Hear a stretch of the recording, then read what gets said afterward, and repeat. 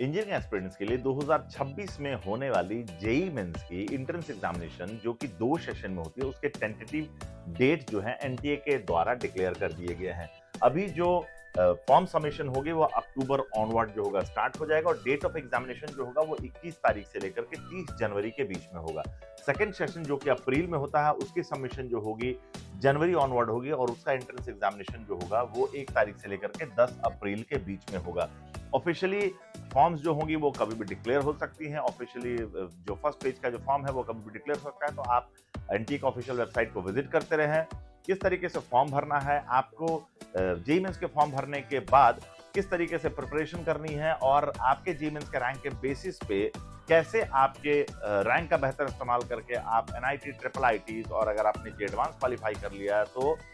कैसे आप आईटीज के कौन-कौन से ब्रांचेस में जा सकते हैं, कौन-कौन से सीट्स आपको मिलेगी, ये इस तरीके सारी अपडेटेड इन्फॉर्मेशन और जेईई मेंस की काउंसलिंग से रिलेटेड कंप्लीट अपडेटेड इन्फॉर्मेशन जो होगी वो थ्रू आउट इस जर्नी में आपको जनरेशन में शिक्षा समाधान के प्लेटफॉर्म से मैं सुरेश कुमार देने की कोशिश करूंगा। तो अगर आप एक जेईई मेन एस्पिरेंट हैं और 2026 में अपने लिए गवर्नमेंट और प्राइवेट किसी बेहतरीन कॉलेज में एक सीट की तलाश कर रहे हैं, तो किन-किन एंट्रेंस एग्जामिनेशन को आपको भरना चाहिए, प्राइवेट में कौन-कौन से एंट्रेंस एग्जामिनेशन है जिनके फॉर्म्स आपको भरने चाहिए, जेईई मेंस की प्रिपरेशन कैसे करनी चाहिए, स्टेट एंट्रेंस एग्जामिनेशन की प्रिपरेशन कैसे करनी चाहिए और देश भर में बहुत सारे डिफरेंट प्राइवेट यूनिवर्सिटीज के एंट्रेंस एग्जामिनेशन में कौन-कौन से एंट्रेंस एग्जामिनेशन है जिनमें आपको पार्टिसिपेट करना चाहिए, उनकी फीस क्या है और वहां पे एडमिशन प्रोसेस क्या है, इस तरह की सारी अपडेटेड इन्फॉर्मेशन के लिए